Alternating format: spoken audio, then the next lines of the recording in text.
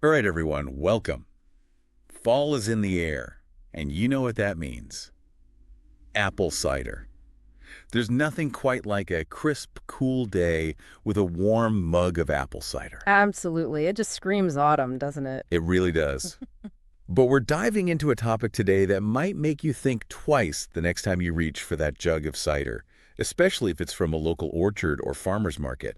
We're talking about unpasteurized apple cider. Ah, yes. Unpasteurized cider, while it might sound like the most natural and fresh option, comes with its own set of risks. It does. So let's break this down a bit. For those who might not be familiar, what exactly are we talking about when we say unpasteurized? So picture this. You press a bunch of apples and boom, you've got yourself an apple cider. That's essentially what unpasteurized cider is. It's raw, it's straight from the apple, and it hasn't gone through a heating process called pasteurization. Okay, and that's where the issue lies, right? Because pasteurization does something crucial to make beverages safe. You hit the nail on the head. Pasteurization uses heat to kill off harmful bacteria. Think E. coli, Salmonella, Listeria, the usual suspects that can really mess you up. Yeah, those are not the kind of party favors you want in your cider. Mm. And I remember reading about a case back in the 90s, I think it was, with apple juice, where unpasteurized juice led to a pretty serious outbreak. You're right. A big outbreak happened in 1996 that was linked back to unpasteurized apple juice. It was a stark reminder that these bacteria can hang out on apples, and if the cider doesn't go through that pasteurization step, well, they can end up in your glass. And no one wants that. So what exactly happens if someone does drink unpasteurized cider that contains these harmful bacteria? Well, for most healthy adults, their immune systems might just shrug it off and they'll be none the wiser. But for It's a others, different story. exactly. We're talking about young children, older adults, pregnant women, and anyone with a weaker immune system, those who are most vulnerable. And if they ingest these bacteria, they could be in for some nasty stomach issues. We're talking cramps, nausea, maybe even vomiting and diarrhea.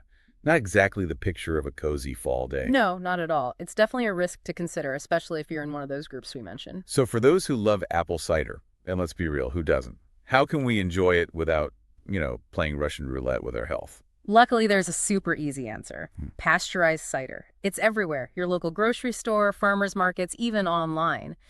And it goes through that heating process, which obliterates those bad bacteria. And it still tastes amazing. Exactly. You don't have to sacrifice flavor for safety, which is a win-win in my book. Absolutely. But let's say someone's heart is set on that fresh-pressed, straight-from-the-orchard experience. Any advice? I totally get it. Sometimes you want that authentic experience.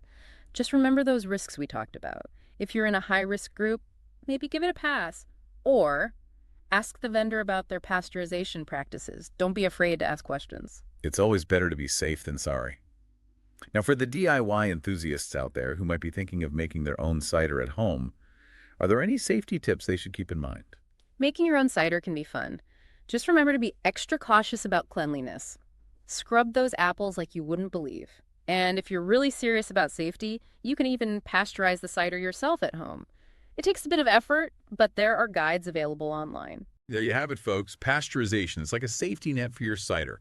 So next time you're craving that fall flavor, just remember to check the label pasteurized or not. That's your cue. But we want to hear from you. Does knowing the risks of unpasteurized cider change your cider buying habits? Would you ever try making your own at home? Let us know on our social media.